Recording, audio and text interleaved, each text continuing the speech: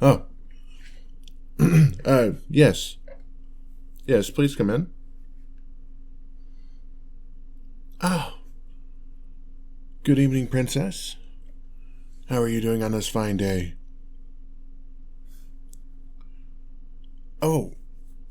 Oh, is it time for your studies already? Yes, no. No, I'm afraid I haven't seen the master anywhere. Between you and me, I think he went to take a nap. He mentioned something about getting some old books out of his study. Yes. Of course I'll go wake him, though. Are you positive? No, I know how much you like to learn magic, Princess. That is very sweet of you to consider his health, but yeah. He is a wonderful old man, isn't he? Well, yes, I suppose if you don't want me to go wake him up, then I don't... me? I mean, Your Majesty, I'm flattered, but I don't think there's anything I could teach you that you aren't already proficient in. Well, yes, that's true. Our magical strengths do lie in different areas, but well, I suppose if you'd be willing to maybe do a trade. Yes, a trade. I'll teach you one of my spells if you teach me one of yours. Oh, come now, Princess. Oh, don't look surprised. The master told me that everybody practices their own spells when they learn how to use magic. Well, yes, I'm aware that it's a rule that you're not supposed to practice magic outside of the security of this room, but can I let you in on a little bit of a secret? Yes, the master's got a detective spell that completely surrounds the castle. He always knows when we're casting magic, even if we're not in the room. Well, he doesn't know the exact nature of the spell, but the way he described it is he feels the warmth, like, throughout his body when somebody else is using magic. And if it's a dangerous level of magic being pulled together, then that pleasant warmth starts to turn into a burn. But he has told me on multiple occasions that if anybody in the castle was to be casting a spell of sufficient strength to actually damage anyone or anything beyond surface level burns or something to skin or some of the wood, or maybe the stones at absolute worst, he would know and he would be in there in an instant to stop it.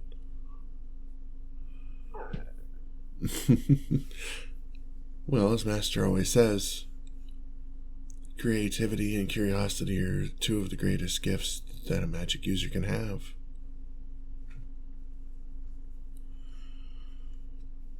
Of course. I'm rather fascinated, honestly, just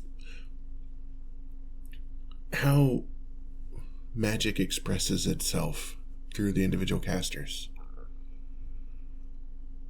Of course. Just, for example, Master was teaching me about two of these ancient mages. Yes, and one of them, his name was Harry. His spells would often come forth as these grand explosive events. Like, even when he wasn't using, well, let's say a fireball, for example, his magic would just come pouring forth in just such a, I don't know, in such a way that it would just appear and it would be massive and you couldn't possibly draw your attention away from it, no matter what it was. Quite. And the other one, Liana, her magic was very subtle. She tended towards ice magic, I'm sure you remember. But all of her creations would have these just incredible, intricate detail where people wouldn't even begin to look. Yes, I'm sure Masters told you he inherited one of her ice sculptures. And he said that he's had it for 35 years, and every time he looks at it, he finds something that he hadn't seen before.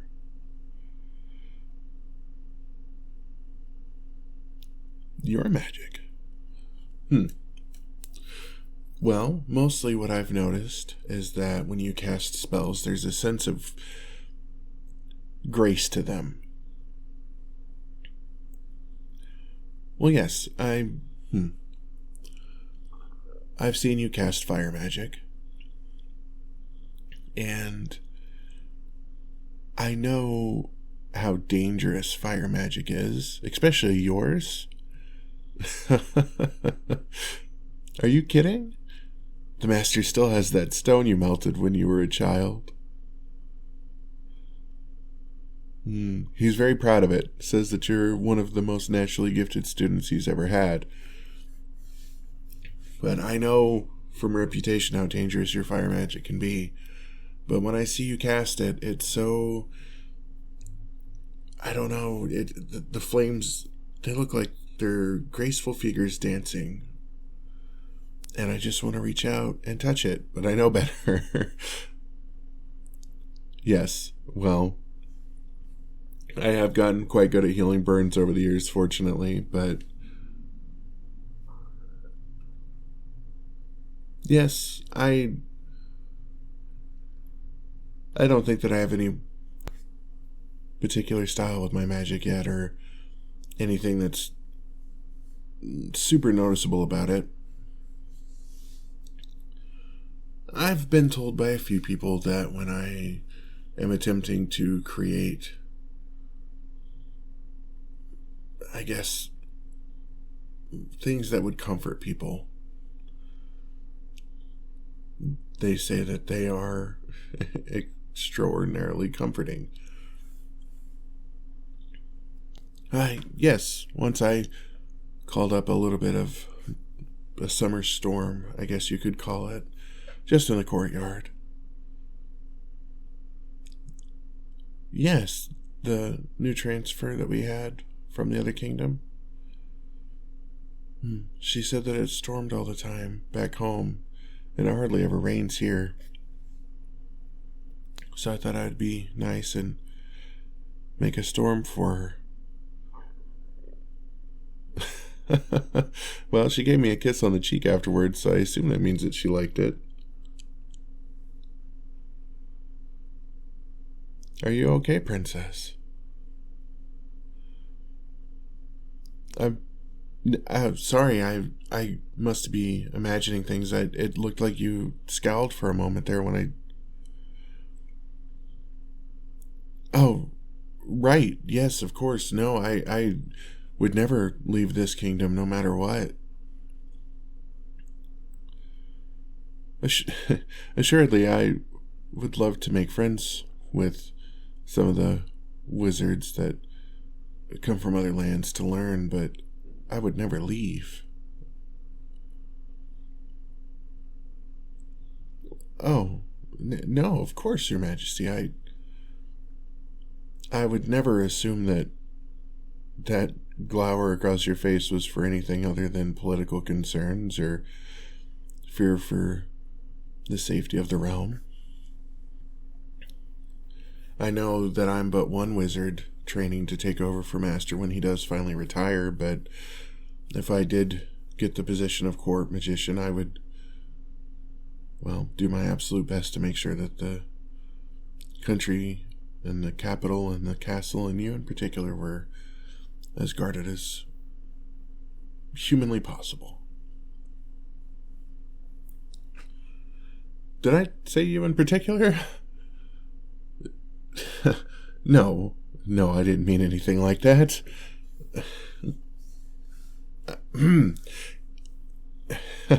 No, my face is not getting red. Anyways, so how about it then? Yes, I will teach you my spell that creates that burst of... Yeah, I don't really know what to call it yet, but yeah, it smells kind of fruity, kind of lemony, kind of smells fresh and clean. I wonder, the next time I use that spell, I'm gonna make sure that I use it on something dirty. I don't know. I just started thinking about it, and it's very bubbly and very, I don't know, like the bubbliness mixed with the fresh lemon smell makes me think that it would be good at cleaning things. But I'll teach you how to do that, and I want you to teach me how you do your fireworks. Do we have a deal? Perfect.